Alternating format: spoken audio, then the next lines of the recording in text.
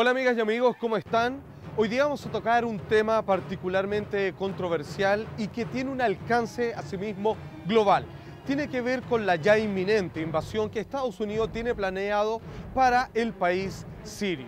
¿Qué es lo que sucede? Realmente lo que quieren es, como ellos siempre afirman, impartir justicia en un lugar donde el gobierno está enfrascado en una guerra civil, o derechamente van por uno de sus recursos naturales, que es lo que más detenta este país, que es el petróleo. Atención. What you have been told about Syria is worse than a fabrication.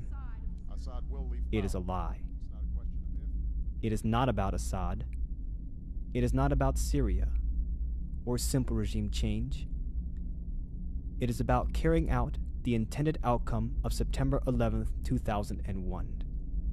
It is about maintaining the unbroken process of the attacks as part of a global covert operation to preserve the immortal existence of the Roman Empire. The truth is about the Middle East is, had there been no oil there, it would be like Africa.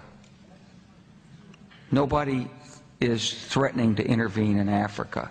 The problem is the opposite. We keep asking for people to intervene and stop it.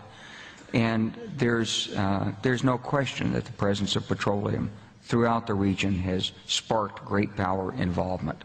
Whether that was the specific motivation for the coup or not, I can't tell you, but there's always been this attitude that somehow we could intervene and use force in the region.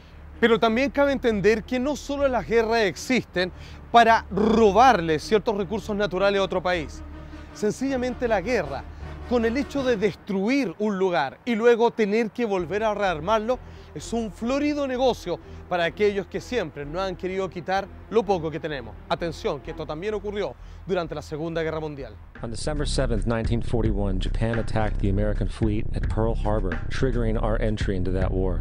President Franklin D. Roosevelt declared the attack was a day that will live in infamy. A day of infamy indeed, but not because of the alleged surprise attack on Pearl Harbor.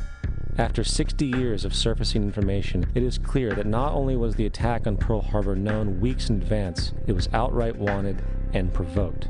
Roosevelt, whose family had been New York bankers since the 18th century, whose uncle Frederick was on the original Federal Reserve Board, was very sympathetic to the interests of the international bankers, and the interest was to enter the war, as we've seen, nothing is more profitable for international bankers. In the months leading up to the attack on Pearl Harbor, Roosevelt had done almost everything in his power to anger the Japanese, showing a posture of aggression. He halted all of Japan's imports of American petroleum. He froze all the Japanese assets in the United States. He made public loans to nationalist China and supplied military aid to the British, both enemies of Japan in the war, which, by the way, is completely in violation of international war rules. And on December 4th, 3 days before the attack, Australian intelligence told Roosevelt about a Japanese task force moving towards Pearl Harbor. Roosevelt ignored it. So, as hoped and allowed, on December 7th, 1941, Japan attacked Pearl Harbor, killing 2,400 soldiers. Tampoco se salva de esta hipótesis la guerra de Vietnam. Una guerra donde el promedio de los soldados norteamericanos era de 19 años y que, por supuesto, aquellos que armaron esta guerra poco y nada les importó el destino de sus propios compatriotas. Atención. Vietnam. The United States official declaration of war on North Vietnam in 1964 came after an alleged incident involving 2 U.S. destroyers being attacked by North Vietnamese PT boats in the Gulf of Tonkin. The attack on the U.S. destroyers by Vietnamese PT boats never happened.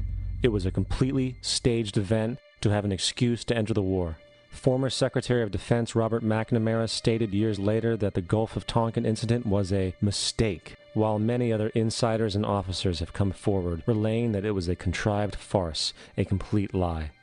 Once in the war, it was business as usual. In October 1966, President Lyndon Johnson lifted trading restrictions on the Soviet bloc, knowing full well that the Soviets were providing upwards of 80% of North Vietnam's war supplies.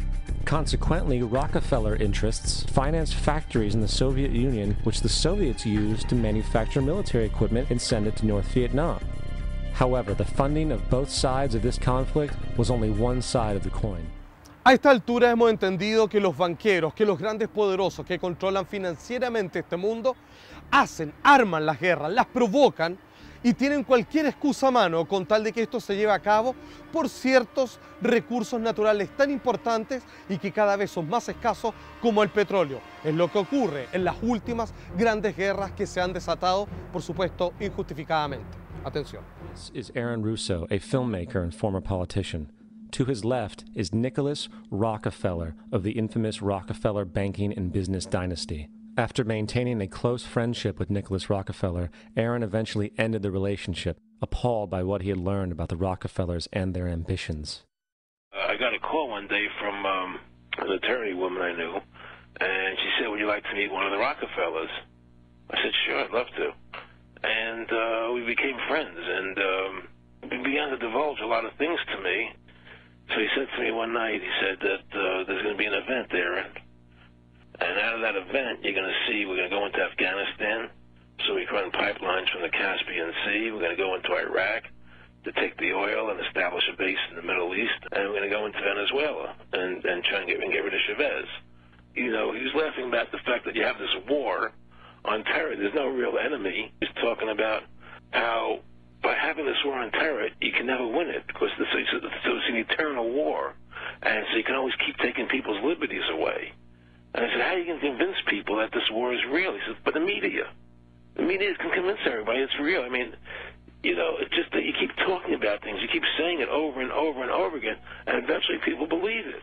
Una vez más, y lo que hemos intentado dejar claro aquí, es que la desgracia de muchos suele ser el beneficio de unos pocos y malditos controladores. Que se sepa.